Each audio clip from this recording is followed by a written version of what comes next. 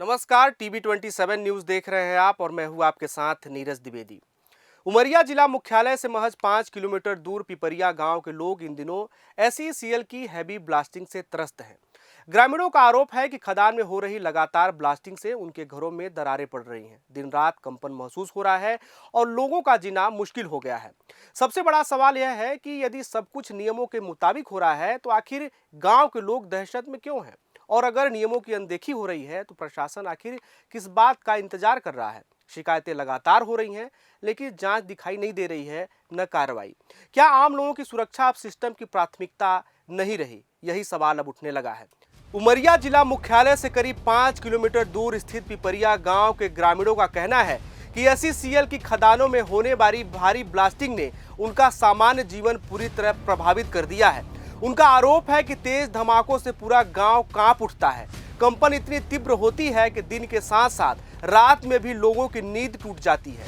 ग्रामीणों का कहना है कि वे हर धमाके के साथ डर और अनिश्चितता के माहौल में जीने को मजबूर हैं। ग्रामीणों का दावा है कि लगातार हो रही ब्लास्टिंग के कारण कई मकानों की दीवारों में दरार पड़ गई है। उनका आरोप है कि कई बार शिकायत करने के बावजूद न तो किसी जिम्मेदार अधिकारी ने गांव पहुंचकर हालात देखे और न ही नुकसान का कोई सर्वे कराया गया। सवाल यह है कि आखिर शिकायतों पर कार्रवाई क्यों नहीं की जा रही है? ये हमारा घर अभी बना है, इसकी ओपनिंग अभी 27 जून को हुई है सर। पर अभी ये 15 दिन पहले इतनी इसमें दरार नहीं थी और जबकि अभी पुट्टी कराए हैं, जबकि इसमें ग्राउंडिंग जो लगता है वो हर जगह दरार में लगा है। पर ये फिर से वैसे ही हो रहा है। आदमी, हमारा पुराना घर भी है, उसकी दीवार दरवाजों में बैठ गई है।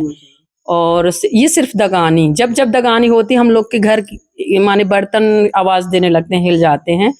जैसे कुछ रखा है सामान, बर्तन अगर सही नहीं जमे हैं तो गिरने भी लगते हैं। दगानी कालरी के कारण होता है और हम लोग काफी गांव वालों से बोले भी कि चलो वहां जाकर कुछ करते हैं, कोई ध्यान नहीं देता। और हम लोग कितनी मुश्किल से ये घर बनाए हैं, अभी काफी परेशानी के उसमें, अभी कंप्लीट भी नहीं हुआ और उससे पहले इतनी बड़ी दरार आ गई सर। पिपरिया की एक महिला ने बताया कि ब्लास्टिंग के दौरान उनका चूल्हा तक हिल गया। उस समय दाल पक रही थी और तेज कंपन के कारण बर्तन नीचे गिर गए। महिला के मुताबिक उसका बेटा काम पर जाने की तैयारी कर रहा था, लेकिन खाना जमीन पर गिर जाने के कारण उसे बिना भोजन किए ही काम पर जाना पड़ा।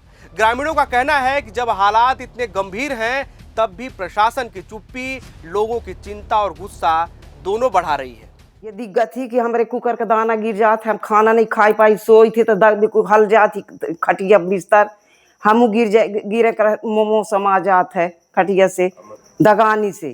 कौन करता दगानी? अब कालरी वाले दगानी से कर थे नी अंदर, तो वह यहाँ का दमकाव थी बहुत। घर भसक रहे हैं, चिटिक रहे हैं एकदम से बिल्कुल। ग्रामीणों की मांग है कि खदान में ब्लास्टिंग तय सुरक्षा मानकों के अनुसार कराई जाए, पूरे गांव का तकनीकी सर्वे कराया जाए और जिन मकानों को नुकसान पहुंचा है उनका निष्पक्ष आकलन कर उचित मुआवजा दिया जाए। हालांकि इस पूरे मामले में अब तक SECL प्रबंधन की ओर से कोई आधिकारिक प्रतिक्रिया सामने नहीं आई है। वहीं प्रशासन की ओर से भी अब तक कोई ठोस पहल नजर नहीं दिखाई दी है। ऐसे में बड़ा सवाल यह है कि क्या प्रशासन किसी बड़े हादसे का इंतजार कर रहा है? आखिर शिकायत होने के बाद भी क्यों जांच नहीं हो रही और कार्यवाही आखिर क्यों सुनिश्चित नहीं की जा रही? हम आज कलेक्ट्रेट ऑफिस गए थे। कलेक्टर मैडम के साथ हमारी मीटिंग हुई। SECL के प्रबंधन के जो अधिकारी हैं उनके साथ में, उनके साथ हमारी जो बातचीत हुई है उसमें कलेक्टर मैडम के सामने हमने कुछ पॉइंट्स रखे हैं कि जैसे जो ब्लास्टिंग हो रही है उस वजह से जो क्रैक्स आ रहे हैं, दीवारें लगभग धंसने के कगार पे है ज़मीन, उस वजह से हमने अपने पॉइंट्स रखे और हमने उनके सामने ये भी बात रखी कि डेटा मैनिपुलेशन किस तरीके से SECL करता है। वो रीडिंग यहाँ कुछ और लेते हैं और उसके बाद वो जो उनकी रिपोर्ट्स है उसमें वो ओके रीडिंग होती है और जैसे ही रीडिंग लेके जाते हैं उसके बाद दोबारा से तेज़ी से विस्फोट होने लगता है। जब वो रीडिंग लेने आते हैं तो बहुत धीमा विस्फोट करते हैं ताकि उनकी रीडिंग सही आए, रिपोर्ट सही आए।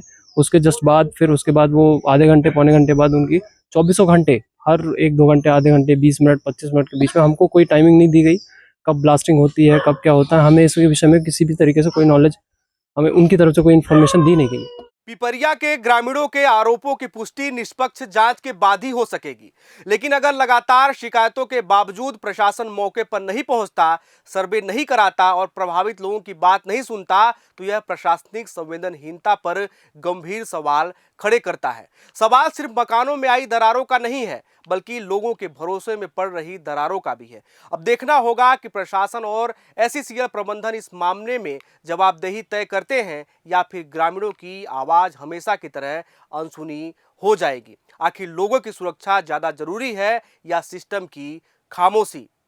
आज के लिए फिलहाल इतना ही। देश, दुनिया और अपने आसपास की तमाम खबरों को देखने के लिए देखते रहिए TV27 न्यूज। नमस्कार।